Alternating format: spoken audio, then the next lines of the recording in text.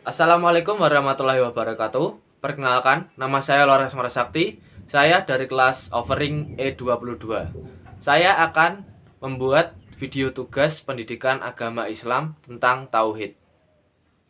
Tauhid adalah intisari Islam yang merupakan pesan-pesan dari para nabi sejak Nabi Adam alaihissalam hingga Nabi Muhammad Shallallahu alaihi wasallam yang berisi tentang perintah untuk mengesahkan Tuhan. Islam merupakan agama terakhir yang mengajarkan tentang tauhid. Yang pertama, kita akan membahas tentang kedahsyatan kalimat tauhid. Jika seseorang membaca kalimat tauhid lalu memanjangkannya, seperti contoh la ilaha illallah, maka Allah akan menghapuskan dosa-dosanya sebanyak 4.000 dosa dari dosa-dosa terbesarnya. Jika orang itu tidak memiliki dosa besar, maka Allah akan mengampuni dosa dari keluarganya dan tetangganya. Lalu, jika orang kafir yang membacanya, maka orang kafir itu akan langsung menjadi ahli surga. Berikutnya kita akan membahas tentang eksistensi Tuhan dan fitrah manusia untuk beragama. Menurut A.J. Neschel, bahwa pencarian Tuhan adalah sesuatu yang rumit dan tidak pernah final. Fitrah manusia untuk beragama adalah suara Tuhan yang terekam dalam jiwa manusia. Agama merupakan kelanjutan dari natur manusia itu sendiri untuk mencari kebaikan dan kebenaran. Dengan demikian, agama tidak bertentangan dengan nilai-nilai kemanusiaan. Dalam kehidupan di bumi, manusia selalu dihadapkan dengan persoalan.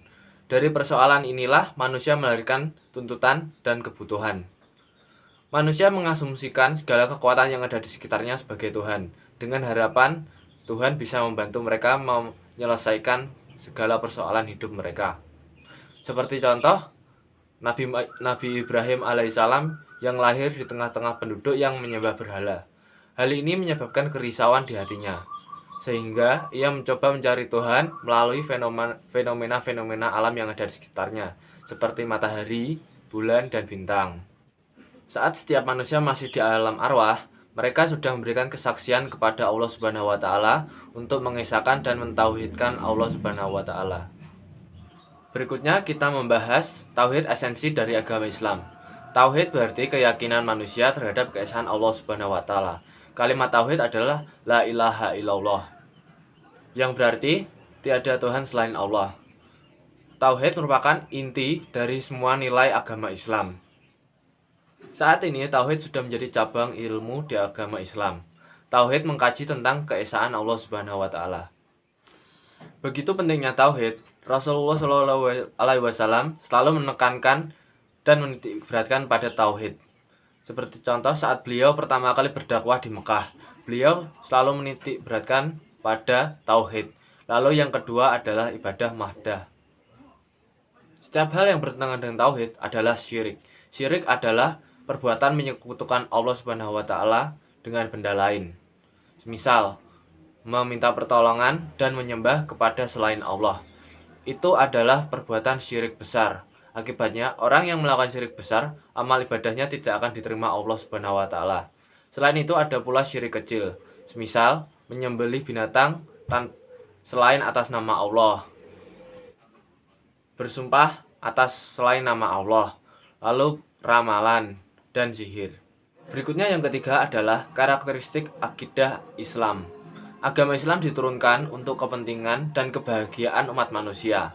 Barang siapa yang mengamalkannya akan mendapatkan kemuliaan di sisi Allah Subhanahu wa taala. Yang kedua, bersifat universal. Pertemuan dengan budaya sekitar tidak dilakukan dengan jalur konfrontasi, namun dilakukan dengan jalan akomodasi kreatif. Yang ketiga, melanjutkan tradisi tauhid. Tauhid merupakan tujuan utama Islam, agar manusia bisa hidup bahagia dunia hingga akhirat. Konsep Islam sebagai agama tauhid sudah ada sejak zaman Nabi Adam alaihissalam hingga Nabi Muhammad Shallallahu alaihi wasallam. Yang keempat, menyempurnakan agama terdahulu. Sebelum Islam muncul, sudah banyak agama-agama yang muncul dalam berbagai keterbatasan. Maka, Islam datang untuk menyempurnakan agama-agama tersebut. Yang kelima, memajukan peradaban.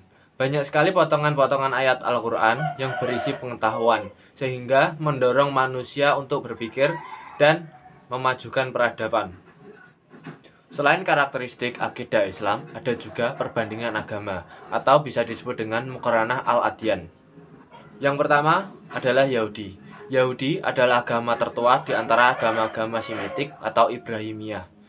Yahudi sudah ada sejak 4000 tahun yang lalu. Nabi Ibrahim dianggap sebagai nenek moyang orang-orang Yahudi. Namun sebenarnya yang menyebarkan agama Yahudi adalah Nabi Musa. Nabi Musa alaihissalam pernah selamat dari pembunuhan Fir'aun. Dan ketika dewasa, dia membebaskan Bani Israel dan membawa mereka pada perjanjian Tuhan. Lalu ketika ia di gurun, ia mendapatkan wahyu yaitu 10 perintah Tuhan. Nabi Musa menyebarkan monoteisme yang merupakan kelanjutan dari monoteistik Nabi Ibrahim. Seiring berjalannya waktu, penyembahan Yahweh dirusak oleh Baal-Baal, Funisia, dan Kanaan, termasuk konsep Uzair anak Allah. Yang kedua, ada agama Kristen. Kristen muncul setelah Yahudi dan sebelum Islam. Kristen berasal dari bahasa Yunani, yaitu Kristos, atau Mesias dalam bahasa Ibrani, yang berarti penyelamat agung. Agama Kristen disebarkan oleh Yesus atau Nabi Isa dan Masaret. Ia memilih 12 muridnya atau disebut dengan Al-Hawariyun untuk melakukan dakwahnya. Karena dakwah tersebut, timbullah permusuhan pada beberapa kalangan Yahudi dan kecurigaan rezim Romawi, sehingga timbullah insiden penyaliban Yesus atau Nabi Isa. Namun dalam Islam menyangkal bahwa yang mati di tiang salib tersebut adalah Nabi Isa atau Yesus. Menurut Al-Quran, yang mati di tiang salib adalah Yudas, yaitu murid Yesus yang berkhianat. Kristen merupakan agama monoteistik, namun tidak begitu ditekankan. Konsep keesaan Tuhan bukanlah unsur dominan dalam agama Kristen.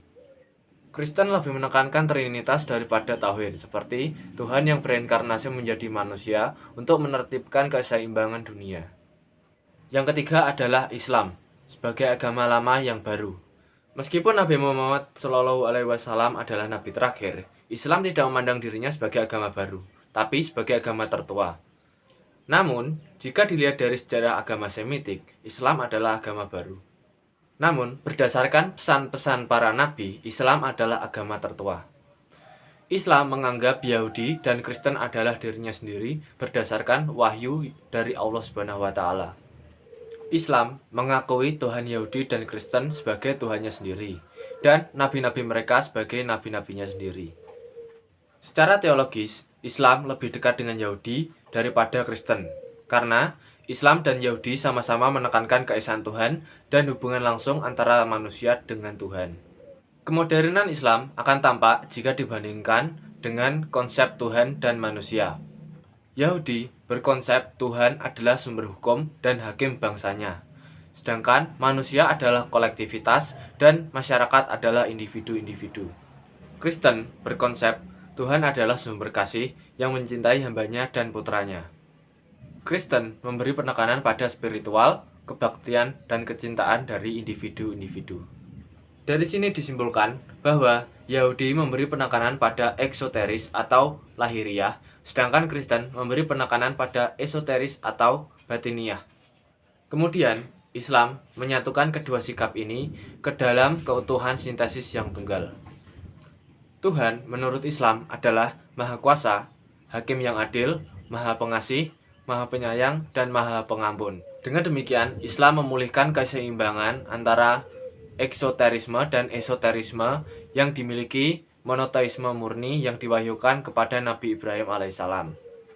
Demikian yang dapat saya sampaikan. Bila ada kurang dan lebihnya, saya mohon maaf. Akhirul kalam, wassalamualaikum warahmatullahi wabarakatuh.